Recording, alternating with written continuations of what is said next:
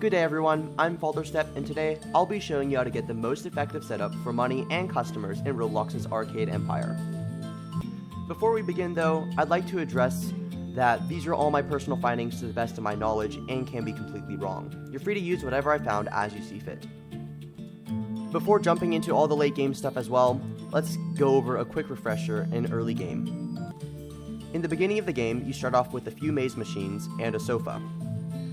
Immediately, you should sell off your sofa, which is a decoration item, and any other decorations you may have.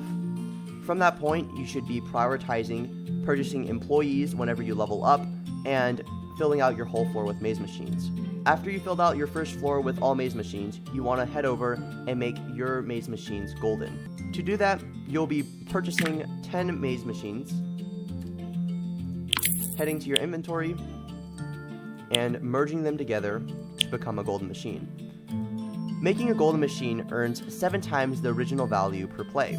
The maze game, normal, would earn you $1 per play, and a golden maze game will earn you $7 per play. The 7 times boost from golden maze machines stack onto the 5 times boost you'll get with rainbow maze machines. That nets you $35 per play with a rainbow maze machine, and in total you'll get a 35 times boost with all rainbow machines compared to normal machines. Because of that, it's not worth purchasing a golden version, for example, of the prize claw to outweigh the effectiveness of a rainbow maze machine. If you were to purchase a rainbow prize claw, that would cost $13,500 compared to 4 rainbow maze games, which would only cost you $10,000.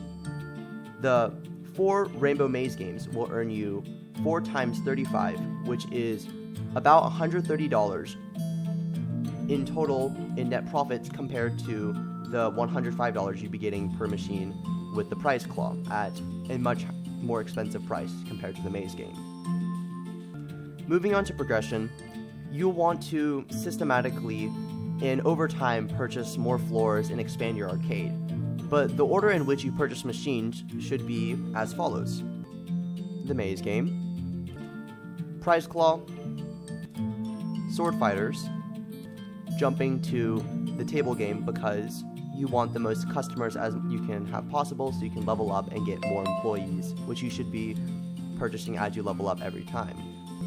Then you'll jump over to hockey, skip all the way over to dogfighter, and end on 4-player hockey. The reason we're not sticking with dogfighter instead of just 4-player hockey is because 4-player hockey requires less maintenance work in total compared to dogfighter. Let me explain why.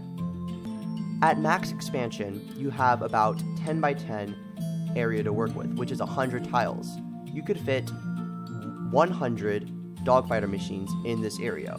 And for your whole building, excluding the 2 front door spaces, you can have a total of 998 dogfighter machines. You may think, wow, that's fantastic, I can get so many customers that way. However, you only have a limited amount of employees. I'm currently level 35, and I have about 5 or 6 of each employee, and they're only able to cover so much of my arcade.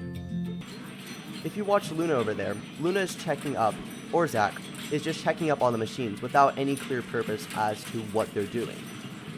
This wastes time and isn't very effective. The NPCs as employees are programmed to check up on machines every now and then randomly.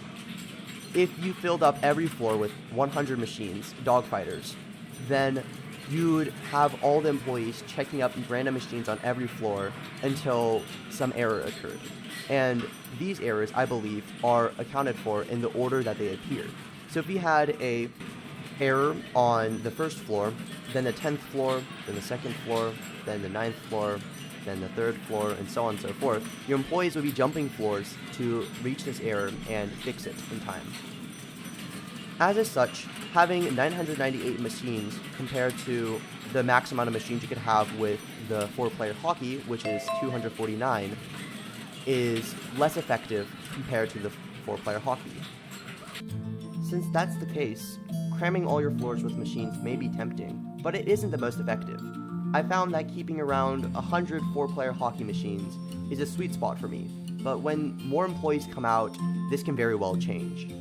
Having individual machines that can have more than one player is completely better for a bunch of customers and maybe for making money as well, but it's not an ideal setting with the current employees you have.